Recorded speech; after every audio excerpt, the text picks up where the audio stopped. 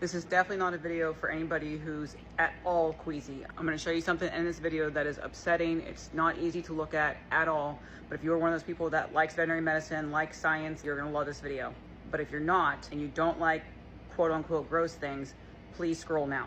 So it is that time of year where we do start to see mares losing foals. They're very, very early on. We do still typically find the fetus in the stall or in the field.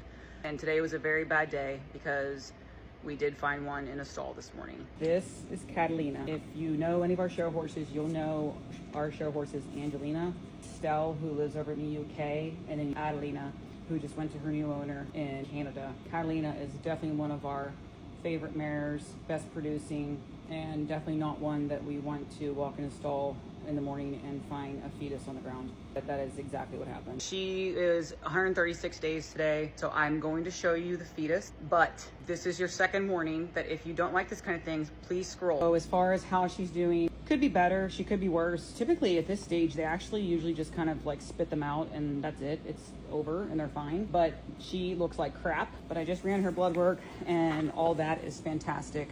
Her heart rate is actually only 48. Gut sounds are good, temp is good, everything else looks spot on. Her lactate was only 1.6, which that made me super happy. So we're not gonna have to do fluids just yet, but we're gonna be monitoring closely.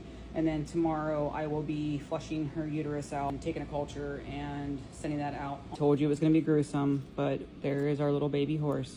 So this is Catalina's foal that she aborted this morning. This is 4.5 months gestation. I actually have not even ripped the sack open to see if it's a boy or a girl.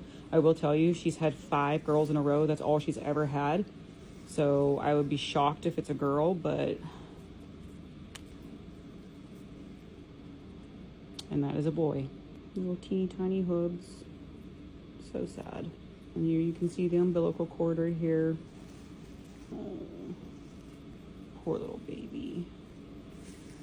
Heartbreaking. So we're going to check the placenta and make sure it's all there. Now there is a little bit of mucopurulent discharge, otherwise known as pus. This tells me that more than likely the cause of death was placentitis. So these vessels here, you can see that there's some black spots. Those black spots are actually blood clots. Very possible that the blood clots were the cause of death. The blood clots would have probably been caused by the placentitis, which is an inflammation infection of the placental fluid in the placental unit. But there's a lot of blood clots here. More than likely they were blood clots thrown to the blood supply towards the fetus, which would have then caused the death of the fetus. There's a really big blood clot right there. There's our little boy. If you could say a few prayers for Catalina and let me know if you have any questions.